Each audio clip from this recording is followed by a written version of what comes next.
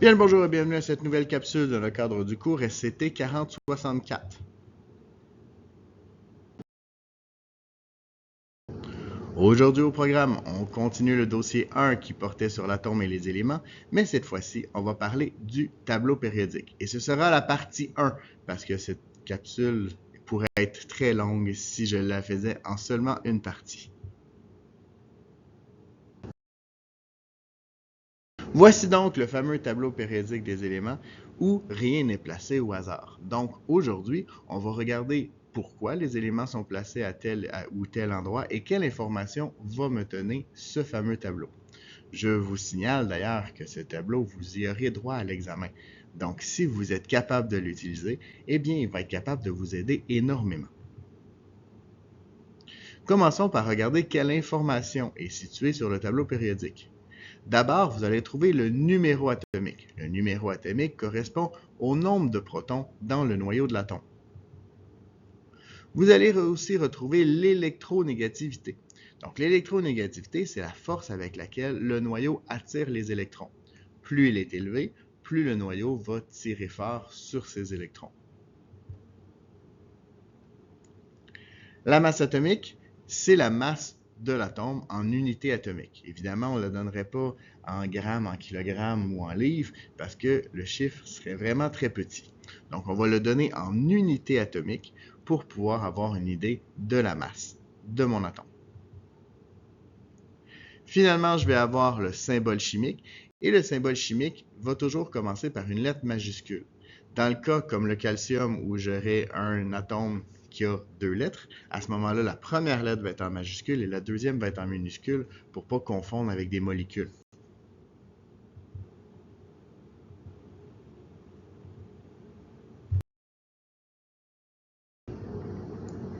Les éléments sont classés dans 3 différents groupes importants. Le premier, ce sont les métaux. Les métaux, ce sont des éléments qui sont malléables, ductiles, qui ont une bonne conductibilité électrique, une bonne conductibilité thermique et un éclat métallique. Et là, je vais juste reculer un petit peu pour expliquer ce que je viens d'expliquer. Donc, la malléabilité, c'est la propriété d'être capable de se plier sans se rompre. Donc, ça nous permet de travailler les métaux pour pouvoir en faire, par exemple, du papier d'aluminium. La ductilité, c'est la propriété de pouvoir étirer un matériel sans nécessairement le rompre. C'est ce qui nous permet, par exemple, de faire des fils de cuivre dans les fils pour le courant électrique. En ce qui concerne la conductibilité électrique, c'est la capacité à conduire le courant électrique. La conductibilité thermique, c'est la propriété de conduire la chaleur, de conduire l'énergie thermique. Et l'éclat métallique, c'est l'éclat que vous allez retrouver sur les métaux, un éclat qui va être particulier qu'on n'aura pas chez les non-métaux. Parlons-en donc de ces non-métaux. Les non-métaux ici illustrés en jaune, ce sont des éléments qui sont exactement le contraire en fait. Donc ce sont des éléments qui vont être non malléables, non ductiles, qui vont être des bons isolants électriques et thermiques et qui vont avoir un éclat terne. D'ailleurs, il y a plusieurs des non-métaux qui, à la température de la pièce, vont être sous forme gazeuse. Et finalement, les métalloïdes, ce sont des éléments, en fait, qui sont difficiles à classer.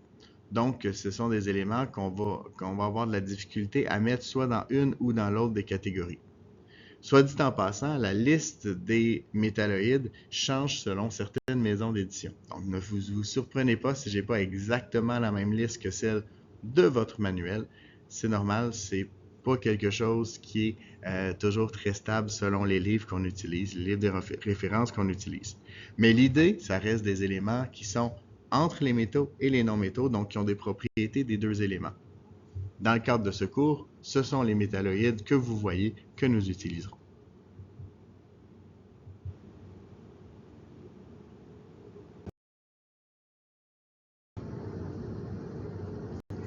Quand Dimitri Ivanovitch Mendeleïev a décidé de bâtir le tableau périodique, en fait, ce qu'il a fait, c'est qu'il a placé les éléments en ordre de masse.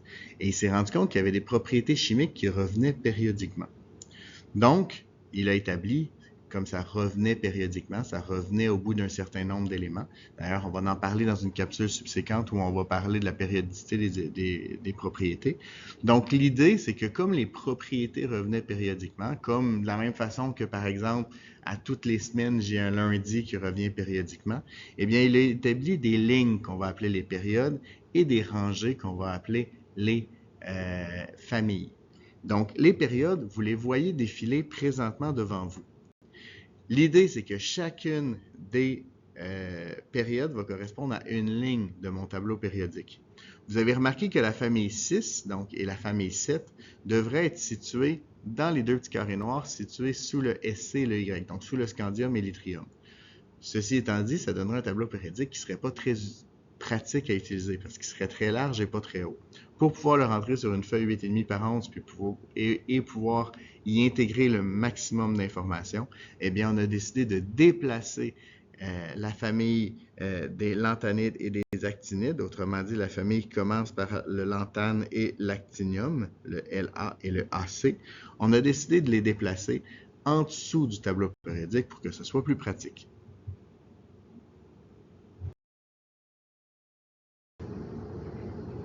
On a donc parlé des périodes qui étaient les lignes. Maintenant, si on parle des rangées, donc les propriétés qui vont avoir, les éléments qui vont avoir les mêmes propriétés chimiques, eh bien, dans ce cas-là, on va parler des différentes familles. Vous remarquez encore une fois que le scandium et l'yttrium vont aller avec les familles subséquentes et après, on va pouvoir repartir avec les autres familles. En ce qui nous concerne, on va porter beaucoup plus d'attention sur les familles A, donc on va laisser tomber les éléments de transition qui sont la famille B. On va vraiment se concentrer dans le cadre de ce cours sur les familles que vous voyez, comme je vous dis, avec les chiffres A sur le dessus. Le numéro des familles est généralement illustré en chiffres romains. C'est pour ça que vous voyez IA, IIA. En fait, ce sont les familles 1, 2, et ensuite ça recommence avec le bar de l'autre côté avec la famille 3, 4, 5, 6, 7 et 8.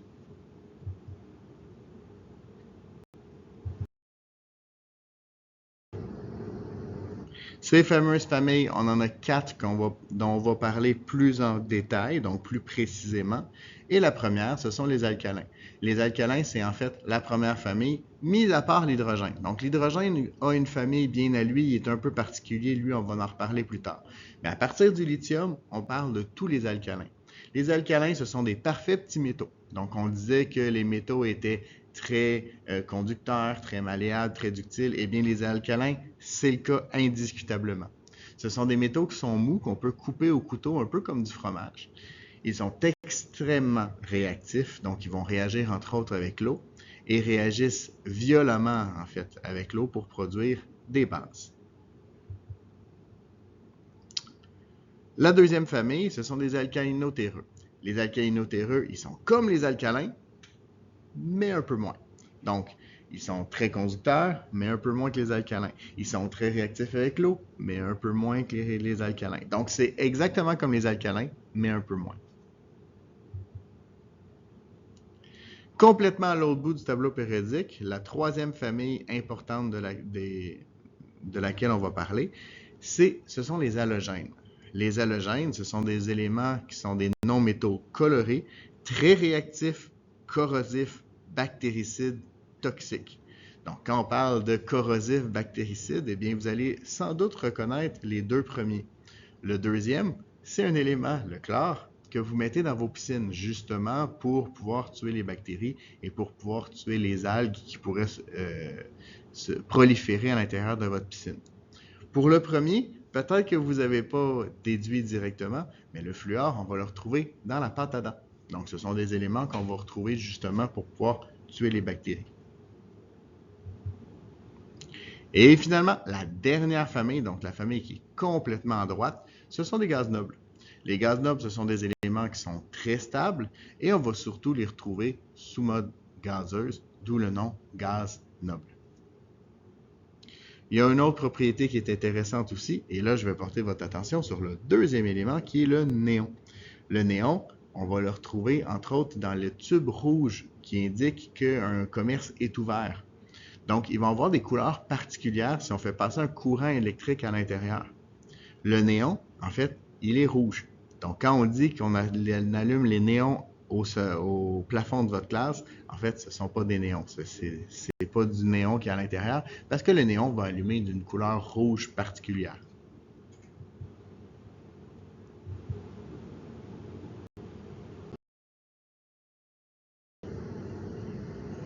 J'aimerais d'ailleurs porter à votre attention que les éléments des gaz nobles n'ont pas d'électronégativité.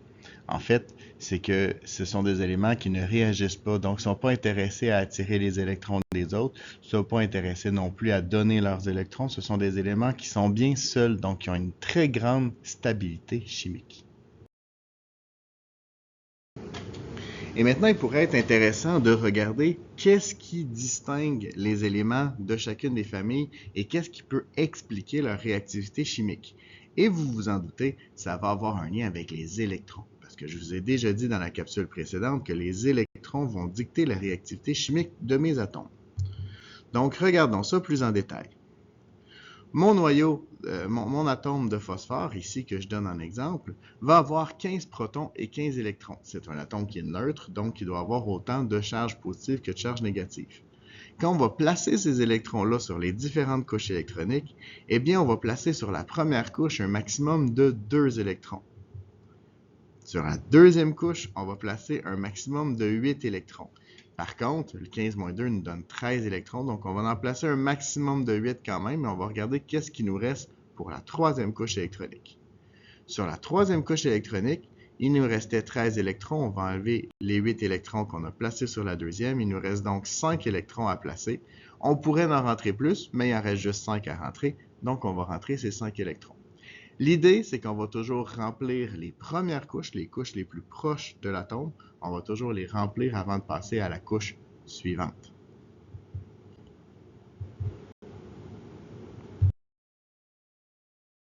Et si on fait ce jeu-là avec l'ensemble des atomes, voici ce que ça nous donne. Sur une même famille, vous allez voir qu'ils vont tous avoir le même nombre de couches électroniques. Donc le lithium, le beryllium, le bar, le carbone, l'azote, l'oxygène, le fluor et le néon ont chacun 2 couches électroniques. Et là, je porte une attention sur le nombre d'électrons sur la dernière couche électronique. Je remarque que ce nombre d'électrons-là va augmenter de 1 électron à chaque fois. Donc, si je regarde sur l'ensemble de mes tableaux, ici j'ai placé plusieurs éléments pour pouvoir le vérifier, eh bien, je remarque que tous ceux qui sont placés dans la première colonne vont tous avoir 1 électron sur la dernière couche électronique. C'est donc ce qui va distinguer mes différentes familles. Donc, si on a la période 2, par exemple, eh bien, on sait automatiquement qu'il va y avoir 2 couches électroniques.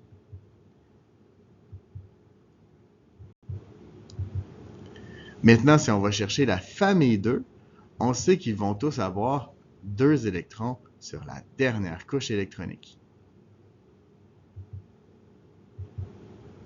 C'est donc ce qui nous permet de faire des prédictions sur le nombre d'électrons sur la dernière couche, mais aussi sur le nombre de couches électroniques, et ce, aux différents endroits du tableau périodique.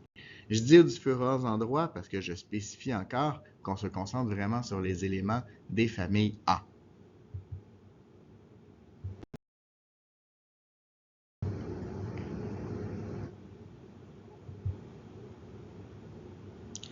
Il va y avoir certains éléments particuliers qui vont vous permettre de renoter j'ai combien d'électrons en tout. Si vous regardez par exemple sur la première période comporte 2 éléments, l'hydrogène et l'hélium. Si j'ai 2 éléments, ça veut dire que sur la première couche électronique, donc la première ligne, j'ai 2 éléments, donc j'ai 2 électrons maximum. Si je fais le même principe sur la deuxième famille, eh bien, je vais avoir 8 électrons au maximum qui vont rentrer sur cette couche-là. J'ai 8 atomes. Même principe sur la troisième ligne. Et là arrivent nos fameux éléments de transition. Et c'est là où est-ce que, à partir de maintenant, ce que je vais vous dire, ce n'est pas dans le cadre de ce cours. Je vais juste vous expliquer un détail. Si vous venez l'idée de vouloir faire la configuration électronique des éléments, soit des éléments de transition ou soit des éléments dépasser le calcium. Le problème, c'est qu'ils vont quand même avoir 8 électrons sur la dernière couche électronique. Mais sur l'avant-dernière couche, oups, là, on va pouvoir en rentrer 18. Donc, on va aller remplir les électrons en lien avec le potassium et le calcium, puis par la suite, on va aller remplir l'avant-dernière couche avec plus d'électrons. Mais comme je vous dis, ce que je viens de vous expliquer là, il faudrait que je vous parle des orbitales pour vous l'expliquer, et ça, c'est de la matière de collégiale, donc on n'ira pas aussi loin dans le cadre de ce cours. Ce que je voulais simplement vous démontrer avec cette diapo, c'est qu'avec le nombre d'éléments que vous allez retrouver sur chacune des lignes, vous pouvez déterminer le nombre d'électrons maximum que je peux avoir sur mes couches électroniques.